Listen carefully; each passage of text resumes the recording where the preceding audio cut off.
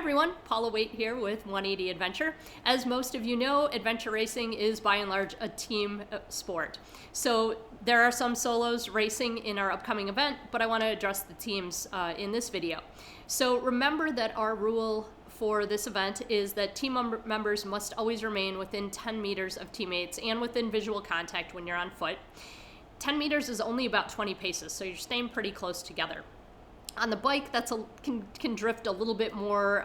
The rules state that you need to be within 30 meters of teammates and within visual contact at all times. So those rules are in place to help ensure that teams are in fact traveling together and staying together. You're not sending your rabbit off to go and punch while you all stand and have a snack on the side of the trail. So to help ensure that we're following the rules, that you all are following the rules, we have what's known as all punches out on the course. So this is again for teams only. Solos, obviously you're a team of one, you're going to go to all the controls.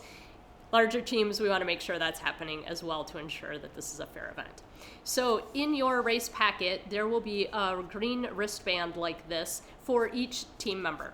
When you put this wristband on, you want to be sure that you leave enough space so that it attaches to your wrist but doesn't come off, right? But that there's also enough room to slide a couple of fingers underneath that wristband. And the reason for that is that you're going to be punching this wristband when you get to controls that are identified as an all punch. So again, this is to ensure that team members go to all of the controls. So an all punch control will still have a control unit. So you're still gonna use the E-punch, you're still gonna dip, but in addition to that, if there is an all punch tag that looks like this on that control unit, then there will also be a punch on the control unit and you'll use that to punch your wristband. So that's why you need to make sure that you leave enough space underneath the wristband so that you can actually punch. So there's a unique configuration on these orienteering punches if you haven't seen one before. And when you punch the wristband, then it leaves that impression. I know it's hard to see on the video, but leaves that mark on the wristband. So it should punch through. So it's a unique pattern there. You'll proceed along the race. Every time you see an all punch, everyone should punch their wristbands. At the finish line, you will turn this in. That will be proof that your entire team visited all of the all punch controls. So keep that in mind. When you're putting it on, leave enough room to get the punch underneath there.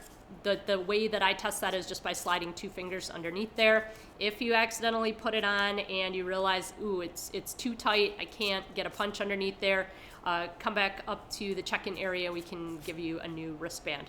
Again, these will be turned in at the end. What we'll probably ask you to do is, hey, show every team member, please show us the triangle or whatever shape it is that you've all gotten. You'll show that to us. And then we'll cut these off and retain these after the race.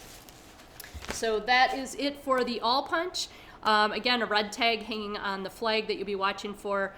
Be sure to keep your eye out for that. I know as you're going through the race, it's sometimes easy to get caught up in the moment and want to be moving quickly, but be sure that you are watching for those all punches, because if it was an all punch flag and you all didn't punch, that will not count, even if you did E-punch it.